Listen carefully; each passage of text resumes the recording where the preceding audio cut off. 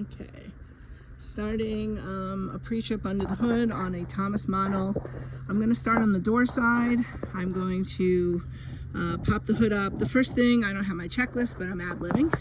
We're going to do fluid levels.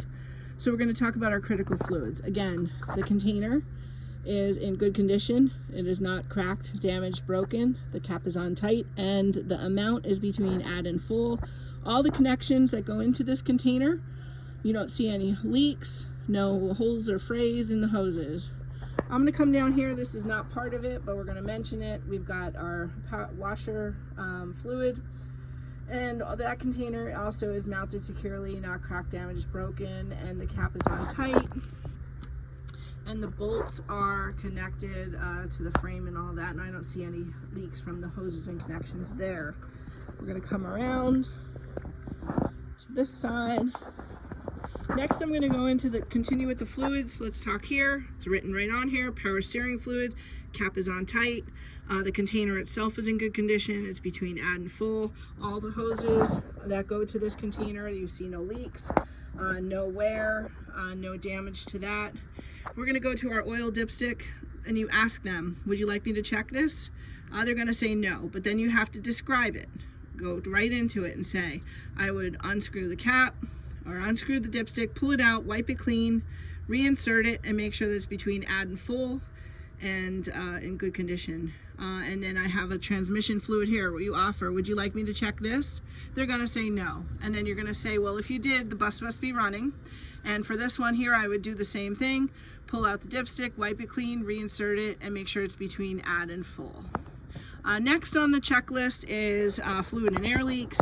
Generally speaking, I'm going to look at all my hoses and all my connections in this engine, and I'm going to come out here and I'm going to peek underneath, and I'm going to look underneath, and I'm going to tell them that I don't see any leaks and I don't hear any leaks from any of my hoses in this engine compartment. I believe next on the list might be steering systems. I'm going to go right into that.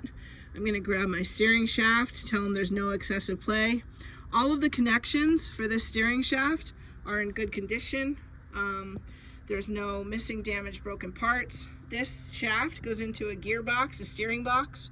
That is fastened correctly, and I see no missing parts. All the bolts are connected. I've got a pitman arm, again, fastened with all of the bolts. Nothing is cracked, damaged, or missing.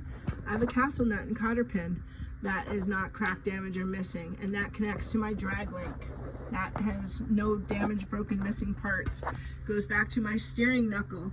Again, another castle nut and cotter pin. And that steering knuckle is fastened securely, no damage, missing, broken parts. Behind that is a tube, that's a tie rod. Again, another castle nut and cotter pin, hold that tie rod on for your steering system, and that should take care of your steering. Next we're going to go to, I'm going to mention my frame, talk about the frame and what you have to say about it. You're going to talk about it here, but you're also going to talk about it under all four sides that you bend down and look. Same way with fluid and air leaks. So this frame is in good condition. No holes, no rust, no damage, no illegal welds. The things that are mounted to this frame, I have a shock absorber. It's in good condition. All the bolts are connected and it's not leaking. It's not damaged, broken, or missing. I have a leaf spring. At one end you have a leaf spring hanger, and at the other end you have a spring mount. Both are in good condition. All the bolts are present. The leaf itself is not cracked, damaged, or missing, or shifted, or cracked. And the U-bolts that attach that leaf spring to the axle, again, has no broken, damaged, missing parts.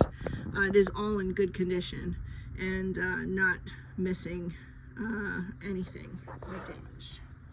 So I think that's about it. I'm going to talk about brake lines. I'm ad-libbing here. Brake lines, you don't hear any leaks. You can't see an air leak, so don't lie to them. Just say they can't hear any leaks from my brake lines.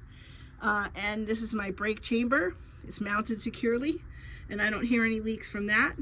And then you're going to go to brake contaminants. And you're going to look in the back and you're going to tell them, I don't see anything that would look like it would be a brake contaminant on the back of my tire. And you're also going to peek in the front. And you're looking in at your desk. And I don't see any brake contaminants on my desk as well. And then I go into my tire. And I have a video separate about that. Hopefully I got it all. Have a great day.